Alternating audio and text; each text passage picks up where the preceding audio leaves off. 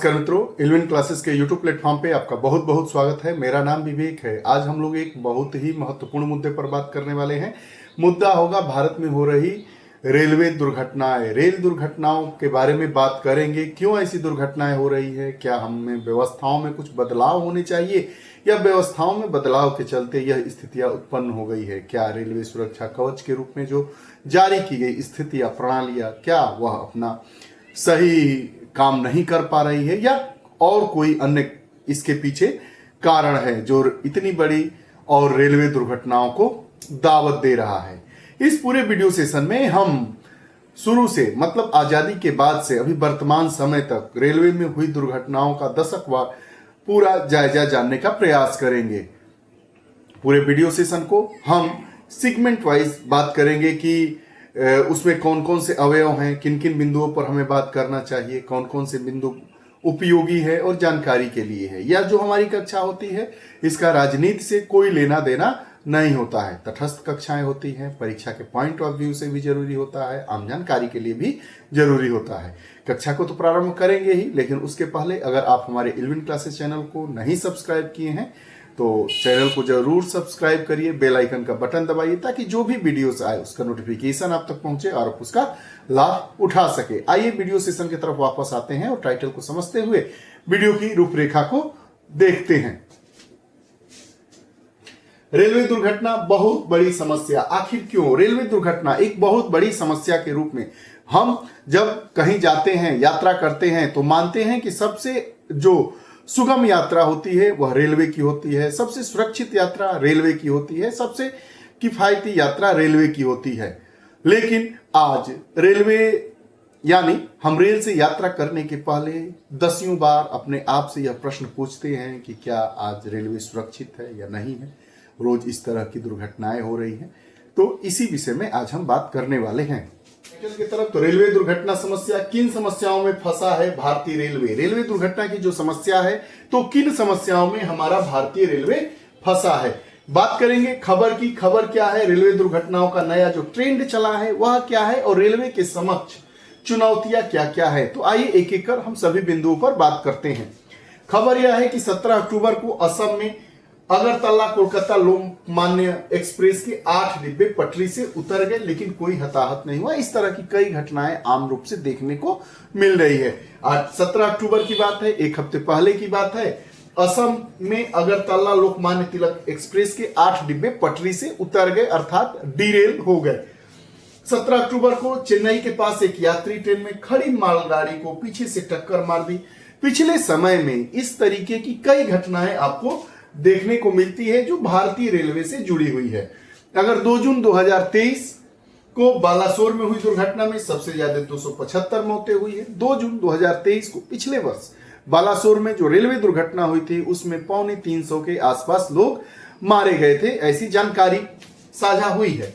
Railway पर सुरक्षा में सुधार करने के लिए काफी बदलाव किए गए हैं। इसके साथ ही रेलवे कई समस्याओं से ग्रस्त है। रेलवे पर सुरक्षा में कैसे बदलाव हो, कैसे इसकी सुरक्षा को मजबूत हो, इस सुरक्षा को किस तरीके से अमली जामा पहनाया जाए, इस पर बहुत सुधार हुए हैं। फिर भी रेलवे कई चिंताओं से ग्रस्त है, कई समस्याओं से ग्रस्त है। आइए आगे बात करते हैं। रेलवे में दुर्घटनाओं का ट्रेंड। रेलवे में जो दुर्घटनाएं हैं उनका ट्रेंड क्या है, तो पिछले कुछ दशकों में दुर्घटनाओं में कमी आई है। पिछले कुछ दशकों में, दशक मतलब 10-15 सालों में रेलवे की दुर्घटनाओं में कमी तो आई है। अगर हम बात करें 1960 के दशक की, आजादी के बाद 1960 के दशक की अगर हम बात करें तो प्रतिवर्ष 1390 घटनाएं होती थी, जबकि पिछले दशक में यह घटकर 80 तक रह गई है। प्रतिवर्ष 80 तक मतलब एक वर्ष में रेलवे की 80 दुर्घटनाएं हो रही है। अगर हम बात करें 1960 के दशक में तो यह क्या था, प्रतिवर्ष 1390 रेलवे की दुर्घटनाएं होती थी। लेकिन 1960 के दशक का भारत और 21वीं शताब्दी का भारत अर्थात 2024 का भारत, दोनों के भारत में आमूलचूल परिवर्तन हुए हैं। उस समय हमारी प्रति व्यक्ति आय कितनी थी, भारत हमारे किस स्तर पर खड़ा था, भारत की टेक्नोलॉजी कैसी थी, भारत अपनी मूलभूत समस्याओं से ही लड़ रहा था। भारत उस समय दूसरे देशों द्वारा भेजे गए अनाज पर निर्भर रहता था, पेट पाला जाता था। लेकिन भारत अब दूसरे देशों का पेट भर रहा है। भारत की अर्थव्यवस्था 1960 के दशक में अगर हम बात करें तो भारत ऋण लेकर अपनी अर्थव्यवस्था को, अपनी व्यवस्थाओं को, अपनी मूलभूत सुविधाओं को, जो अवसंरचनात्मक विकास है उसको कर रहा था।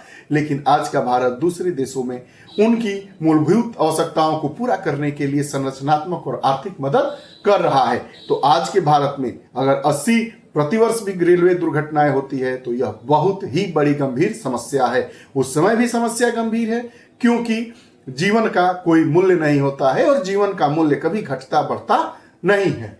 फिर भी 2021-22 में 34 परिणामी दुर्घटनाएं रिकॉर्ड हुई और 2022-23 में 48 और 2023-24 में 40। हम देख रहे हैं कि 2021 से 2024 तक की बात करें तो 21-22 में 34, उससे बढ़ी 48 और थोड़ी सी कम होके 2024 और 2023 के दरमियान की बात करें तो 40 रेलवे दुर्घटनाएं हुई हैं।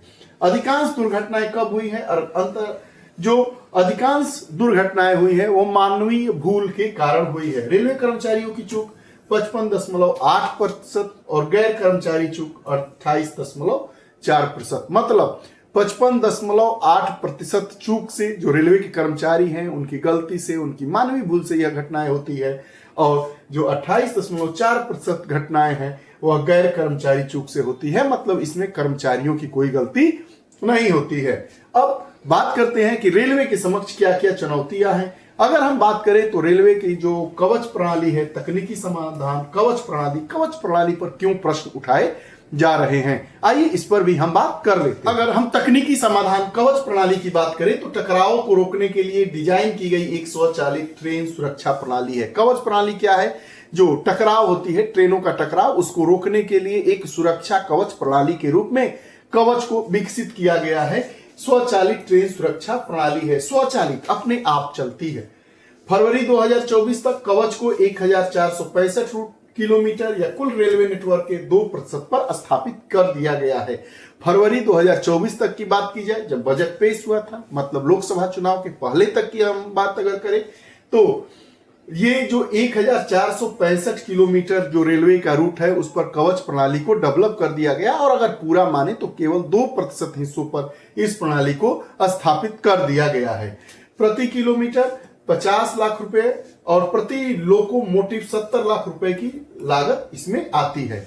अब अगली जो समस्या क्या है, रेलवे की वित्तीय चुनौतियां और परिचालन अनुपात। वित्तीय चुनौतियां में परिचालन अनुपात क्या है, आइए इस पर हम बात करते हैं। रेलवे की वित्तीय चुनौतियां जिसमें परिचालन अनुपात को हम देखते हैं तो परिचालन अनुपात, ऑपरेटिंग रेशियो इसको हम कहते हैं, 2024-25 में 98.2 रुपया, 2023-24 में 98.7 रुपए से बेहतर, लेकिन 2016 में 97.8 से गिरावट आई है। उसके बाद अगर हम उच्च परिचालन अनुपात का अर्थ क्या होता है तो उच्च परिचालन अनुपात का अर्थ जिसको हम ओआर कहते हैं कि बजटीय सहायता और अतिरिक्त बजटीय संसाधनों पर अधिक निर्भरता होती है। बजटीय सहायता की बात करें, जो बजट पेश होता है उससे जो इकोनॉमिक हेल्प मिलता है उसकी बात करते हैं, और जो अतिरिक्त बजटीय संसाधनों पर अधिक निर्भरता होती है। वहीं ईबीएस बकाया 2015-16 में राजस्व प्राप्तियों के 10% से बढ़कर 17% हो गया है। 2015-16 में जो राजस्व प्राप्तियों का ईबीएस बकाया 10% था, वही 2024 में यह 17% हो गया है। तो कहीं ना कहीं हम देखते हैं कि इसमें 70% तक की वृद्धि दर्ज की गई है। ये भी एक बहुत बड़ा चुनौती है रेलवे के समक्ष। रेलवे के समक्ष अगली चुनौती के रूप में हम बात करते हैं तो माल ढुलाई की सेवाएं और बुनियादी ढांचों में जो अड़चने आई है वो भी एक बहुत बड़ी समस्या के रूप में दिखाई दे रहा है। अगर अगली समस्या के बारे में बात करें तो रेलवे के राजस्व माल ढुलाई का योगदान 65%, कोयला माल ढुलाई में सबसे आगे, कुल राजस्व में 50% का योगदान है। अगर भारत के अक्षय ऊर्जा की ओर बढ़ने की दिशा में हम काम करें तो भारत के अक्षय ऊर्जा की ओर बढ़ने के कारण कोयले का प्रभुत्व खतरे में है।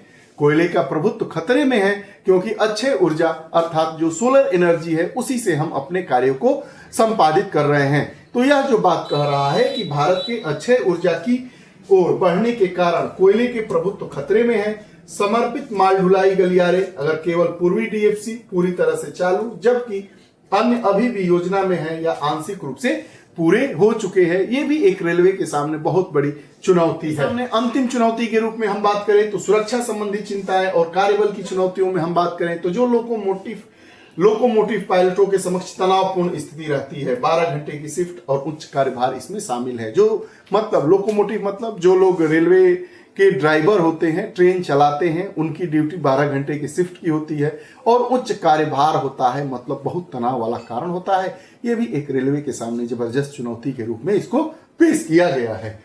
अगर हम ट्रैक साइड श्रमिकों को चेतावनी देने के लिए वॉकी टॉकी आधारित प्रणाली भीड़ भाड़ वाले क्षेत्रों में अप्रभावी है। भीड़ भाड़ वाले क्षेत्रों में वॉकी टॉकी वाली जो प्रणाली है वह अप्रभावी है। ये रहा पूरा मामला। भारत में 1960 के दशक से बहरहाल 2023-24 में जो रेलवे की दुर्घटनाएं हैं प्रतिवर्ष, उसमें निश्चित तौर पर कमी आई है। लेकिन अगर हम पहले की बात करें तो यह कमी अगर हम 2021 से 2024 की तुलना करें तो बढ़ रही है, घट रही है, और कहे तो समान है। यह व्यवस्थाएं क्यों हो रही है, इस पर कौन कौन सी रेलवे के सामने चुनौतियां हैं, उन सभी हम चुनौतियों पर बात किए हैं। आपको ये हमारा सेशन कैसा लगा कमेंट बॉक्स में जरूर बताइएगा।